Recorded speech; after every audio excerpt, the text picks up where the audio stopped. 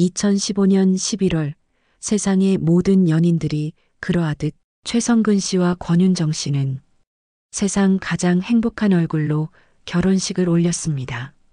생일 차이로 나이가 다르게 표기되기도 하지만 사실상 동갑내기 커플이었습니다.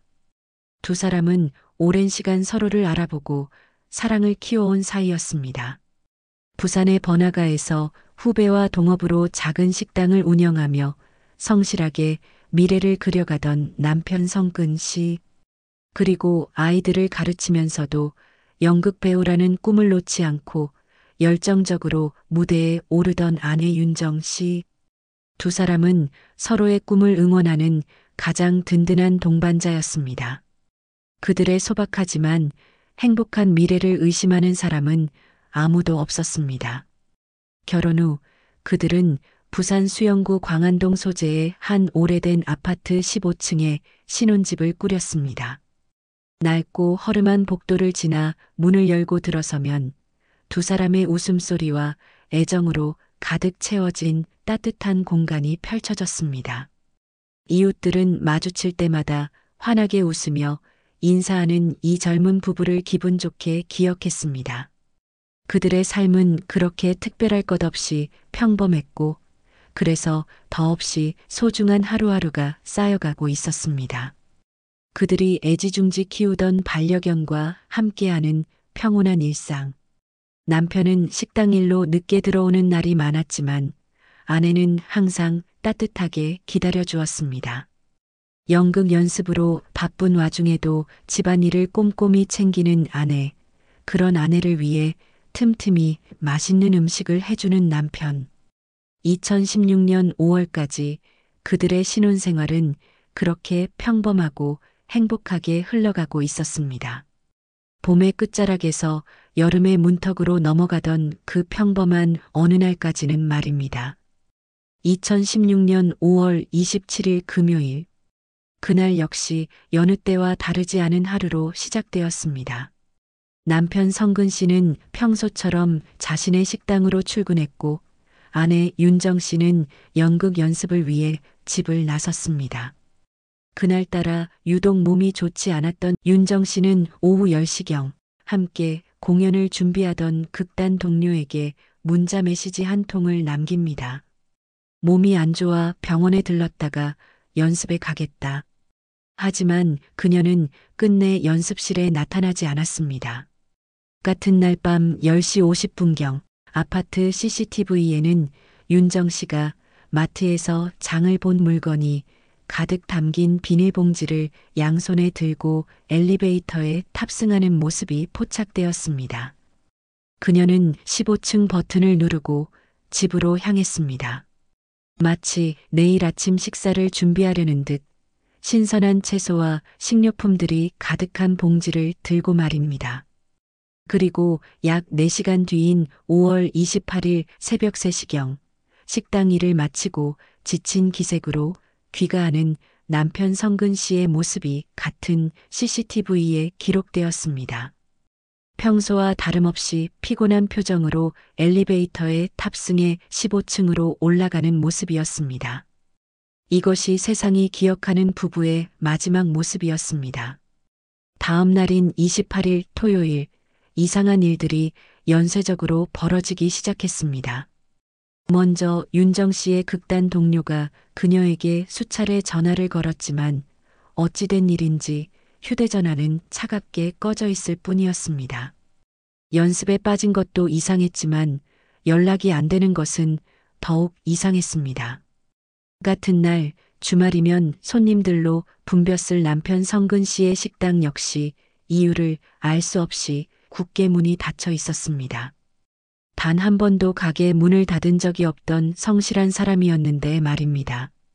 28일 성근 씨의 아버지는 아들에게 건강보조식품을 주려고 휴대전화로 전화를 걸었습니다. 하지만 통화가 되지 않았습니다. 걱정이 된 아버지는 아들이 운영하는 가게로 직접 찾아갔습니다. 그런데 가게는 문이 닫혀 있었습니다. 동업자에게 물어보니 집안에 일이 생겨서 하루 쉰다는 문자가 왔다고 했습니다.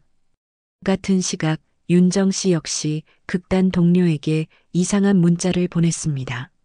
몸이 안 좋아서 공연을 못하겠다. 문자를 받은 동료는 즉시 이상함을 느꼈습니다. 평소 윤정 씨가 사용하던 다정한 말투나 이모티콘이 전혀 없었고 띄어쓰기조차 제대로 지켜지지 않은 문장이었습니다. 게다가 윤정 씨는 평소 중요한 일은 직접 전화로 말하는 스타일이었는데 이번에는 문자로만 연락을 했습니다. 마치 윤정 씨가 아닌 다른 누군가가 보낸 듯한 느낌이었습니다. 더욱 이상한 일이 벌어졌습니다. 29일 걱정이 된 극단 동료가 윤정 씨에게 전화를 걸었는데 뜻밖에도 남편 성근 씨가 받았습니다. 아내가 과거처럼 약을 먹어서 지금 병원에 입원한 상태라서 전화를 받을 수 없습니다. 공연 또한 할 수 있는 상태가 아닙니다. 성근 씨는 태연하게 설명했습니다. 윤정 씨에게는 우울증이 있었고 과거에도 수면제로 자살을 시도한 적이 있었기 때문에 동료는 그런가 보다 했습니다. 하지만 경찰이 나중에 확인한 결과 그 시기에 인근의 모든 응급실과 병원 어디에도 윤정 씨의 진료 기록은 존재하지 않았습니다. 남편은 왜 동료에게 그런 거짓말을 했던 걸까요? 성근 씨의 기이한 행동은 여기서 그치지 않았습니다. 5월 29일 그는 식당 동업자에게 이해할 수 없는 문자를 보냈습니다. 내가 해결해야 하는 사건이 하나 있다. 그것 때문에 한 달에서 2달 정도 내가 못 나갈 것 같다. 도대체 무슨 사건을 해결해야 한다는 것일까요? 그들은 분명히 각자의 시간에 자신들의 보금자리인 15층 아파트로 들어갔습니다. 하지만 단지 내외부에 설치된 수십 개의 CCTV 그 어디에도 두 사람이 집 밖으로 나오는 모습은 존재하지 않았습니다.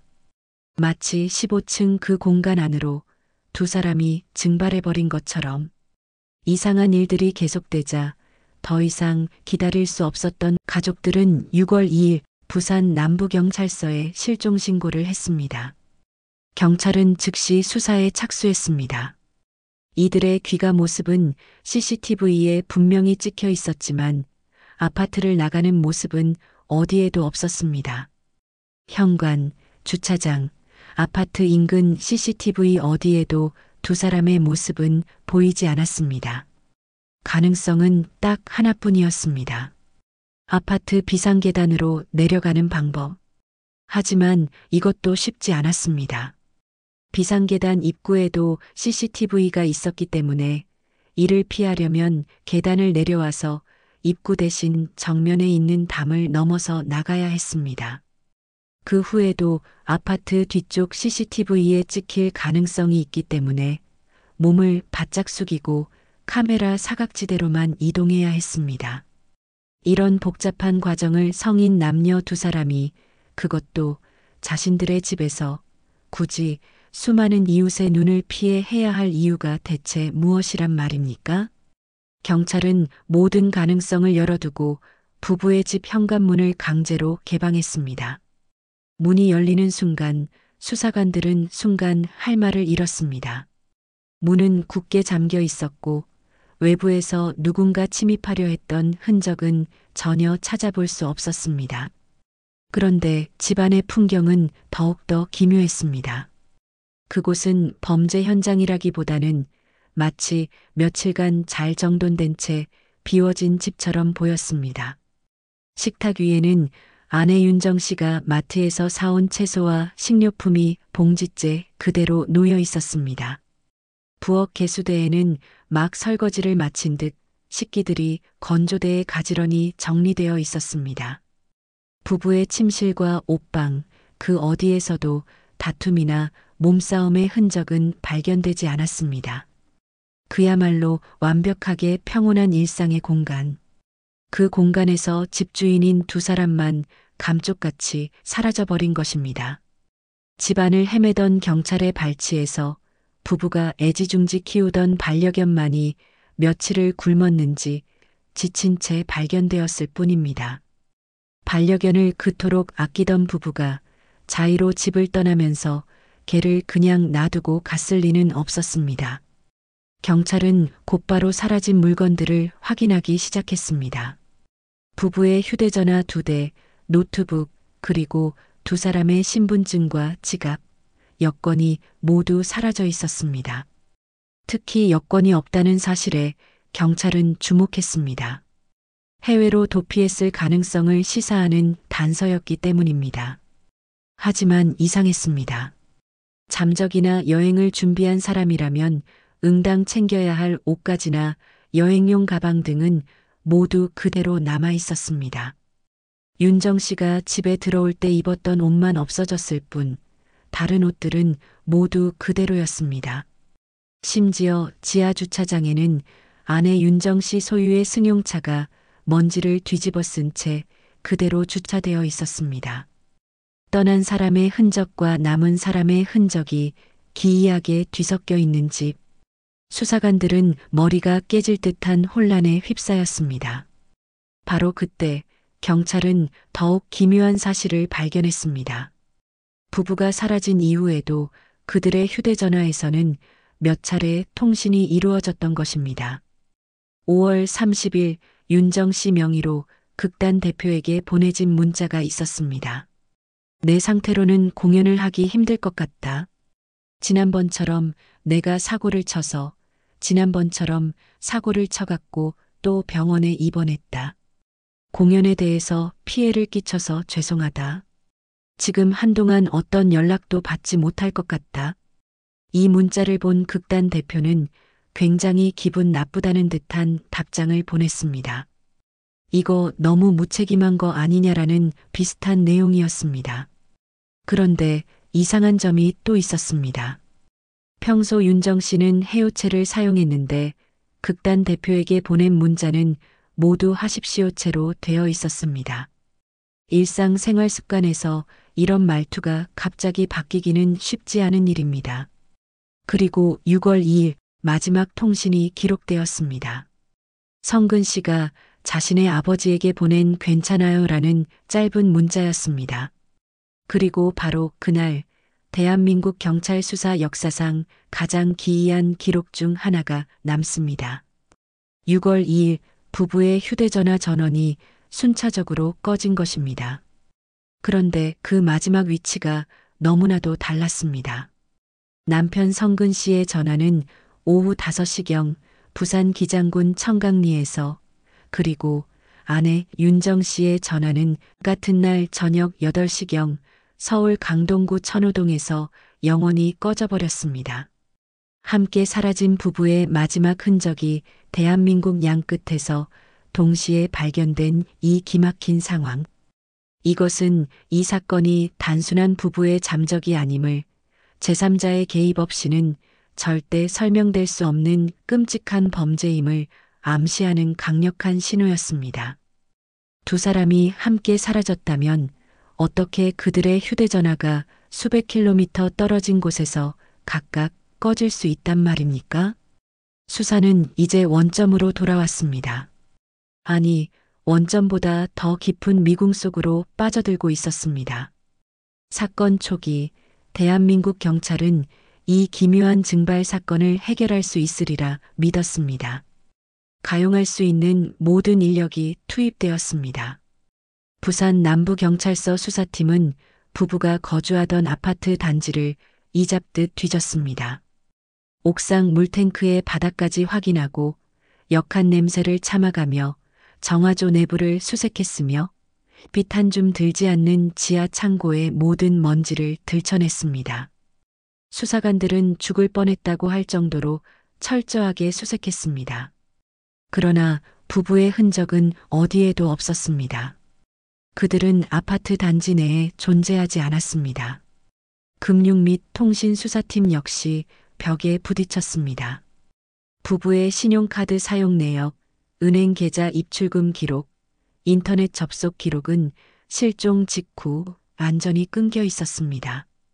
누군가에 의해 납치되어 거액의 현금을 요구하는 전화가 걸려 오지도 않았고 부부가 스스로 잠적했다고 보기에는 자금의 흐름이 전혀 없었습니다. 수사는 한 발짝도 앞으로 나아가지 못했고 시간만이 무정하게 흘러갔습니다. 언론은 연일 부산 신혼부부 증발 사건이라는 자극적인 제목으로 기사를 쏟아냈습니다. 온갖 추측과 가설들이 난무했지만 실체적 진실에 다가가는 보도는 전무했습니다. 수사가 암초에 부딪혀 표류하던 그때 절망의 바다 위로 한 줄기 빛처럼 혹은 더 깊은 심연으로 끌어당기는 미끼처럼 한 명의 인물이 떠오릅니다. 바로 남편 최성근 씨의 옛 연인 장미선이었습니다. 경찰은 부부의 주변인들을 탐문하는 과정에서 거의 모든 이에게서 그녀의 이름을 듣게 되었습니다. 장 씨는 성근 씨의 고등학교 시절 첫사랑으로 두 사람은 성인이 된 이후에도 질긴 인연을 이어오고 있었습니다. 문제는 그 관계가 결코 정상적이지 않았다는 점입니다. 장 씨와 성근 씨는 고등학교 시절 만나 사귀다가 대학에 진학하면서 헤어졌습니다.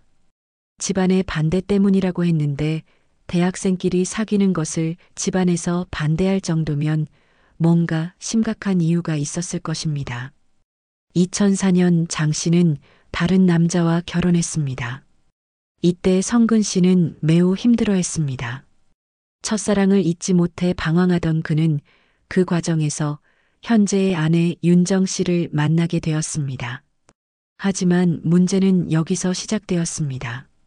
각자 다른 이와 결혼한 이후에도 두 사람의 관계는 완전히 끝나지 않았습니다. 주변 사람들의 증언에 의하면 장 씨와 성근 씨는 각자 결혼한 후에도 불륜 관계를 유지했습니다. 장 씨의 첫 번째 남편이 이런 증언을 했습니다. 아내가 서울로 놀러 갔는데 성근 씨와 같이 있었던 것으로 보인다. 아내가 잘 때 휴대폰을 봤더니 그런 정황이 있었다. 성근 씨 역시 장 씨와의 연락을 위해 휴대폰을 따로 마련해서 가지고 있었습니다. 지인의 증언에 따르면 그 전화기로만 둘이 몇 시간씩 통화를 했다고 합니다. 이 불륜 관계가 얼마나 심각했는지는 장 씨의 첫 번째 결혼에서 알 수 있습니다. 그녀는 결혼한 지 단 한 달 반 만에 이혼했습니다. 일방적으로 파경을 선언한 것이죠. 당연히 이혼당한 첫 번째 남편은 가만히 있지 않았습니다. 불륜으로 인한 손해배상 청구 소송을 걸었고 장 씨는 거의 1년 넘게 소송에 시달렸습니다. 이때 장 씨는 성근 씨에게 도움을 요청했지만 성근 씨는 피했습니다. 한동안 자신의 친어머니 집에 가서 주변 연락을 모두 끊고 완전히 잠수를 타버린 것입니다. 자신 때문에 장 씨가 고생하는데도 외면한 성근 씨. 장 씨는 이때부터 성근 씨에 대해 엄청난 배신감을 느끼게 되었습니다. 그럼에도 불구하고 두 사람의 연락은 계속 이어졌습니다. 주변 사람들이 봐도 성근 씨는 장 씨를 매우 무서워했습니다. 성근 씨는 주변 사람들에게 자주 이런 말을 했습니다. 걔가 얼마나 무서운지 너들은 몰라. 아버지에게도 아버지, 걔가 얼마나 무서운 인지 아세요? 라고 말했을 정도였습니다. 성근 씨의 아버지 역시 이런 증언을 했습니다. 아들이 장 씨와 통화할 때 수화기 너머로 큰 소리가 다 들렸다. 소리를 엄청나게 지르는 것이 몇 번 들렸다. 흥미로운 사실이 하나 더 있었습니다. 성근 씨는 원래 밴드 활동을 했던 사람이었습니다. 대학에서도 음악을 전공했고 사회생활도 쭉 음악 활동을 해왔습니다. 그런데 동업자 친구의 말에 따르면 장 씨가 성근 씨에게 음악 활동하지 말라고 했고 내가 좀 도와줄게. 식당이라고 권유해서 밴드를 그만두고 갑자기 음식점을 동업으로 연 것이라고 합니다.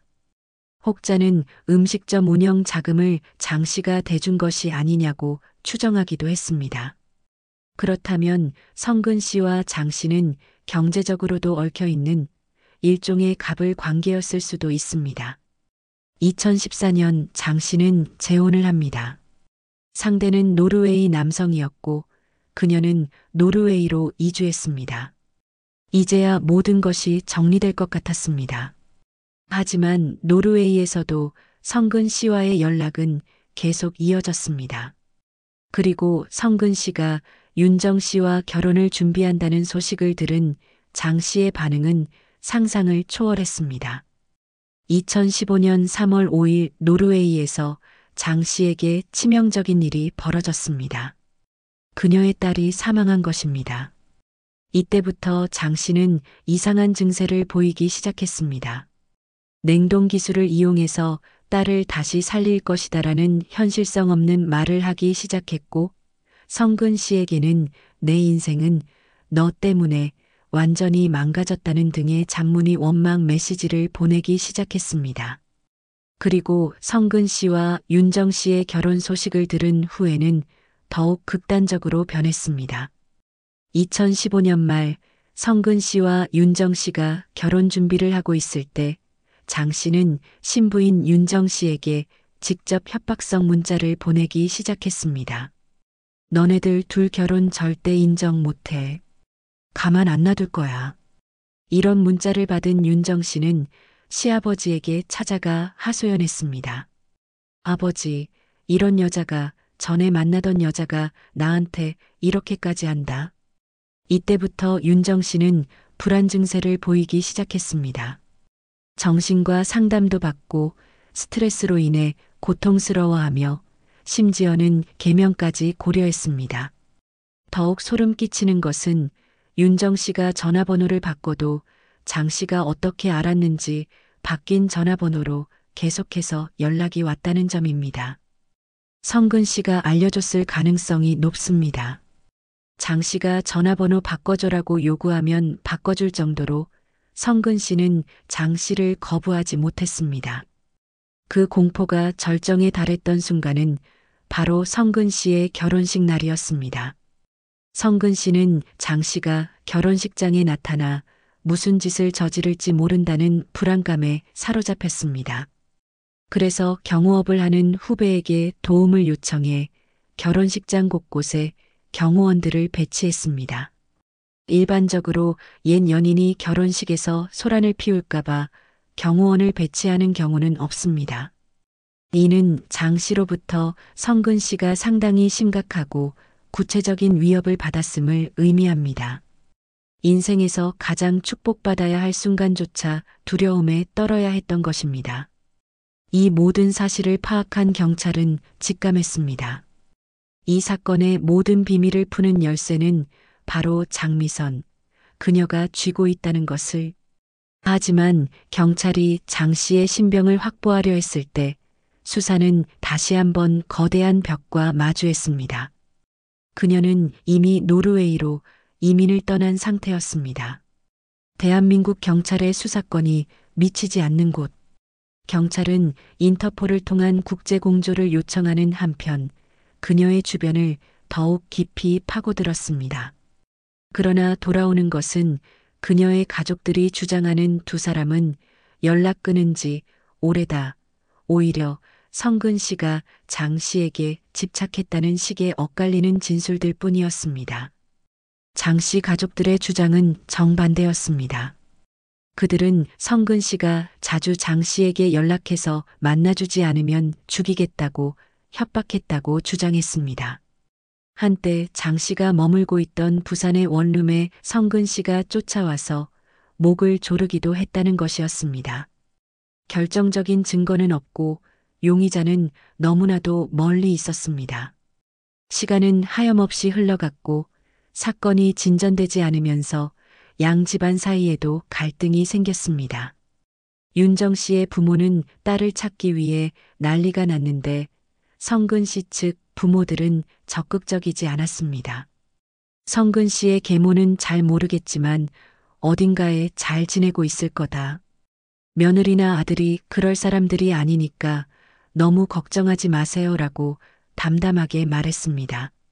성근 씨의 아버지도 윤정 씨 부모에게 며느리가 평상시에 먼 곳에 가고 싶다고 자주 얘기했다.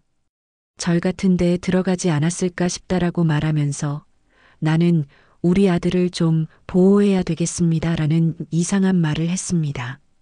더욱 이상한 것은 처음에 성근 씨 아버지가 건강보조식품을 주려고 아들을 찾아다녔던 사람인데 윤정 씨 부모가 찾기 시작하면서부터는 태도가 뜸해져 버렸다는 점입니다.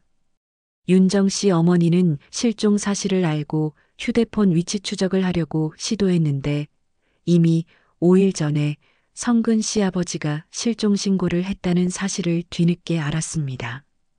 미리 알려주지도 않았던 것입니다. 5일 전에 이미 신고까지 했는데 우리한테는 왜 안 알려줬습니까? 라고 항의했더니 돌아올 테니까 좀 기다려보자고 말했다고 합니다.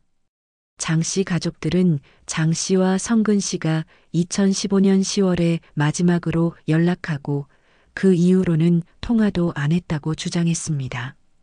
하지만 이것이 사실인지는 확인할 방법이 없었습니다. 사건이 미궁에 빠진 채 시간만 흐르고 있었습니다. 대대적으로 꾸려졌던 수사본부는 축소되었고 사건은 서서히 사람들의 기억 속에서 잊혀갔습니다. 그러나 단 한 곳, 멈춰버린 시간 속에서 고통받는 이들이 있었습니다. 바로 남겨진 부부의 가족들이었습니다. 아내 윤정 씨의 아버지는 생업도 포기한 채 딸을 찾기 위해 전국을 헤맸습니다. 혹시나 하는 마음에 매일같이 딸의 집 앞을 찾아가 굳게 닫힌 현관문만 하염없이 바라보는 것이 그의 일상이 되었습니다. 사람만 있어다오. 제발 사람만 있어다오. 그의 애끓는 절규는 텅 빈 복도에서 공허한 메아리가 되어 흩어질 뿐이었습니다. 남편 성근 씨의 가족들 역시 마찬가지였습니다. 아들이 혹시 끔찍한 범죄의 가해자로 오해받는 것은 아닐까? 혹은 어딘가에서 고통받고 있는 것은 아닐까? 온갖 끔찍한 상상들이 매일 밤 그들을 괴롭혔습니다. 세상은 이 비극을 잊고 아무 일 없다는 듯 흘러가지만 남겨진 가족들의 삶은 2016년 5월 그날에 영원히 멈춰버렸습니다. 희망은 서서히 절망으로, 기다림은 체념으로 변해가고 있었습니다. 이대로 사건은 영원히 미궁 속에 묻히고 마는 것일까요? 사건이 미궁에 빠진 채 시간만 흐르던 어느 날 부산 남부경찰서 미제사건팀의 한 수사관이 무심코 모니터를 넘기다 말고 숨을 멈췄습니다. 그는 혹시나 하는 마음에 사건 발생 시점 전후의 모든 출입국 기록을 원점에서 재검토하고 있었습니다. 그리고 그곳에서 노르웨이에 있어야 할 완벽한 알리바이를 가진 용의자 장미성 가명의 믿을 수 없는 기록을 발견한 것입니다. 그녀의 이름 옆에는 너무나도 선명하게 입국이라는 두 글자가 찍혀 있었습니다. 2016년 5월 초 신혼부부가 실종되기 불과 15일 전 장미성과 그녀의 노르웨이인 남편은 한국 땅을 밟았던 것입니다. 모두가 불가능하다고 생각했던 사건의 흐름을 180도 뒤집는 결정적 증거의 발견이었습니다. 멈춰있던 사건의 톱니바퀴가 섬뜩한 소리를 내며 다시 돌기 시작했습니다. 수사팀은 경악했습니다. 더욱 놀라운 사실들이 연쇄적으로 밝혀졌습니다. 장 씨는 자신의 어머니에게조차 거짓말을 했습니다. 한국에 들어오기 전에 어머니에게 전화해서 엄마 돈 좀 1,000만 원만 줘. 아프리카 여행 가려고 그러는데 돈이 필요해라고 했던 것입니다. 어머니는 딸 부부가 아프리카 여행을 가는 줄 알고 1,000만 원을 보내줬습니다. 장 씨는 그 돈을 가지고 어머니에게는 한국에 들어온다는 말도 하지 않고 한국으로 입국했습니다. 입국 사실을 그 어떤 가족이나 지인에게도 알리지 않았습니다. 한국에 들어오면 보통 친구들과 연락하기 마련인데 장 씨는 전혀 그렇게 하지 않았습니다. 그녀의 행적은 철저히 베일에 쌓여 있었습니다. 국내에 머무는 동안 그녀와 그녀의 남편은 마치 유령처럼 움직였습니다. 호텔이 아닌 모텔과 찜질방을 이용했고 자신들의 신원을 노출시킬 수 있는 신용카드는 단 한 번도 사용하지 않았습니다. 추적을 피하기 위해 오직 현금만을 이용했습니다. 이것은 평범한 입국자의 행동이 아니었습니다. 명백히 무언가 비밀스러운 목적을 가지고 자신의 모든 흔적을 지우기 위해 치밀하게 계획된 움직임이었습니다. 그리고 마침내 수사관들은 가장 결정적인 사실과 마주하게 됩니다. 장 씨 부부가 한국을 떠난 날짜. 그들은 신혼부부가 사라진 지 정확히 일주일 뒤, 원래 출국 예정일보다 2주나 앞당겨 황급히 노르웨이로 돌아갔습니다. 마치 자신들의 임무를 완수하고 급히 현장을 벗어나는 것처럼 이 모든 조각들이 맞춰지는 순간 수사팀의 머릿속에는 단 하나의 그림만이 그려졌습니다. 이것은 우연히 발생한 사건이 아닙니다. 철저한 계획하에 목표를 제거하고 증거를 인멸하고 완벽한 알리바이를 조작하려 했던 한편의 범죄 시나리오. 경찰은 장 씨가 단순 참고인이나 용의자가 아닌 이 사건의 모든 것을 계획하고 실행했을 진범일 수 있다는 확신을 갖게 되었습니다. 이 시점에서 경찰은 청부살인 가능성을 강하게 의심하기 시작했습니다. 장 씨가 노르웨이인 남편과 함께 한국에 와서 신혼부부를 제거했을 가능성 말입니다. 장 씨의 행동 패턴을 보면 이는 매우 체계적이고 계획적인 범죄의 전형을 보여줍니다. 1. 사전에 철저한 계획을 세우고 2. 거짓된 목적으로 자금을 확보하고 3. 주변에 알리지 않고 은밀히 입국하고 4. 추적이 어려운 방식으로 생활하고 5. 사건 직후 예정보다 빨리 출국. 이 모든 것이 우연의 일치일 가능성은 희박해 보였습니다. 이 출입국 기록이라는 결정적 증거는 꺼져가던 수사의 불씨를 거대한 화염으로 되살렸습니다. 이전까지는 막연한 의심과 정황 증거뿐이었지만 이제는 달랐습니다. 사건 발생 시간에 용의자는 현장에 있었다. 수사의 가장 기본적인 전제가 증명된 것입니다. 경찰은 즉시 모든 수사력을 장 씨에게 집중했습니다. 그녀의 과거 행적, 통화 기록, 주변인들을 다시 한번 샅샅이 훑기 시작했고 그 과정에서 그녀가 얼마나 치밀하게 부부를 위협하고 고립시켜 왔는지에 대한 추가 진술들을 확보했습니다. 이 모든 정보는 하나의 칼날이 되어 수천 킬로미터 떨어진 노르웨이에 있는 장미선을 정조준하고 있었습니다. 한편 장 씨는 한국 경찰의 수사 진행 상황을 예의주시하고 있었던 것 같습니다. 경찰이 수사를 시작하자 그녀의 행동은 더욱 의심스러워졌습니다. 한국 언론에서 인터뷰 요청 전화가 많이 갔지만 장 씨는 이를 모두 거절했습니다. 만약 정말 억울한 일이라면 해명할 기회였는데 아예 거부한 것입니다. 더욱이 경찰에서 연락이 오자 아예 이사를 가버렸습니다. 그리고 외국인 등록을 하지 않았습니다. 노르웨이에서는 외국인 등록을 하지 않아도 위법 행위가 아니기 때문에 이를 악용해 자신의 위치를 감춘 것입니다. 2016년 8월에는 아예 노르웨이에서 변호사를 선임해서 자신의 자취를 감춰버렸습니다. 경찰은 더 이상 기다릴 수 없었습니다. 장 씨를 잠정적 용의자로 지정하고 2017년 3월 인터폴 적색 수배를 요청했습니다. 대한민국 경찰은 마침내 인터폴에 그녀의 적색 수배를 요청하기에 이릅니다. 사건은 이제 한 개인의 실종 사건을 넘어 국가 간의 사법 공조가 필요한 국제적인 범죄 사건으로 격상된 것입니다. 인터폴 적색 수배가 발부되면 전 세계 190여 개 회원국에서 해당 인물을 체포할 수 있습니다. 드디어 장미선을 법의 심판대에 세울 수 있는 길이 열린 것처럼 보였습니다. 인터폴 적색 수배.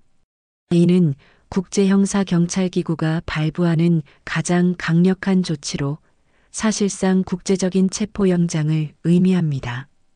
대한민국 경찰의 요청은 받아들여졌고 용의자 장미성 가명의 이름과 얼굴은 전 세계 190여 개 회원국의 사법 시스템에 공유되었습니다. 마침내 2017년 8월 끈질긴 공조수사 끝에 장 씨는 노르웨이 현지 경찰에 의해 검거되었습니다. 적색 수배가 내려진 지 5개월 만이었습니다. 이제 그녀를 한국으로 송환해 법의 심판대에 세우는 일만 남은 것처럼 보였습니다. 남겨진 가족들은 드디어 딸과 아들의 행방을 알 수 있다는 희망에 부풀었고 언론은 금방이라도 사건의 모든 진실이 밝혀질 것처럼 대서특필했습니다. 부산 남부경찰서에서는 장 씨가 송환되기만 하면 철저히 수사하겠다고 준비를 마쳤습니다. 오기만 하면 사건의 전모를 밝혀내겠다는 각오였습니다. 하지만 가장 결정적이어야 할 순간 대한민국의 모든 희망은 노르웨이라는 거대한 사법의 벽 앞에서 무너져 내렸습니다. 장 씨 측에서는 변호사를 선임해 신병 인도에 강력히 반발했습니다. 각종 소송과 이의제기가 이어졌고 시간은 계속 흘러갔습니다. 장 씨의 신병 인도 재판을 맡은 노르웨이 법원은 2년여의 긴 심리 끝에 2019년 12월 대한민국 정부의 범죄인 인도 요청을 최종적으로 기각한다는 결정을 내렸습니다. 판결의 이유는 충격적이었습니다. 피의자로 특정할 수 있는 직접적인 근거가 부족하다. 장 씨가 사건과 연관이 있다는 직접적인 증거가 부족하다. 노르웨이 법원의 입장은 단호했습니다. 장 씨가 사건 발생 시점에 한국에 머물렀고 의심스러운 행적을 보인 것은 사실이지만 그녀가 부부의 실종에 직접적으로 개입했다는 물리적 증거 DNA, 목격자 진술, 범행 도구 등가 없다는 것이었습니다. 한국에서 너희들이 신병 인도를 요청했는데 너네들이 지금 직접 증거 하나도 없이 사람 보내라는 거 아니야? 우리 국민인데.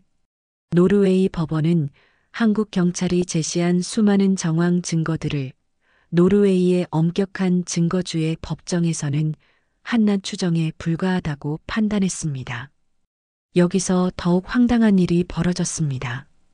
노르웨이 법원에서 불승인 결정이 나면 한국에서는 3일 이내에 항고를 해야 했습니다. 그런데 법무부에서 이를 놓쳤습니다. 노르웨이 법을 제대로 파악하지 못했거나 실수를 한 것입니다. 3일 이내 항고를 하지 않는 바람에 불승인 결정이 그대로 확정되어 버렸습니다. 마지막 기회마저 놓쳐버린 것입니다. 이 결정으로 인해 유일한 용의자였던 장 씨는 자유의 몸이 되었고 대한민국 사법권은 더 이상 그녀에게 닿을 수 없게 되었습니다. 사건은 사실상 영구 미제로 남을 최악의 위기에 봉착했습니다. 수사팀은 좌절했지만 포기하지 않았습니다. 직접적인 증거가 없다면 그날의 진실을 논리적으로 재구성하여 대중에게 알리고 여론을 환기하는 것이 그들이 할 수 있는 마지막 역할이었습니다. 이 무렵 한국 언론들이 노르웨이까지 찾아가는 일이 벌어졌습니다. 성근 씨의 친어머니를 섭외해서 장 씨를 직접 만나보려는 시도였습니다. 익명의 현지 제보자가 장 씨가 영주권을 받으려고 노르웨이어를 배우기 위해 오슬로의 어학원에 등록했을 것이다라는 정보를 줬습니다. 취재진과 성근 씨의 친어머니는 함께 오슬로의 한 어학원을 찾아갔습니다. 하지만 어학원에서는 경찰 승인을 받아와야 협조해 줄 수 있다며 거절했습니다. 그래서 다른 방법을 생각해냈습니다. 장 씨의 딸이 죽었다고 했으니 그 묘지를 찾아가면 장 씨를 만날 수 있을 것이라고 생각한 것입니다.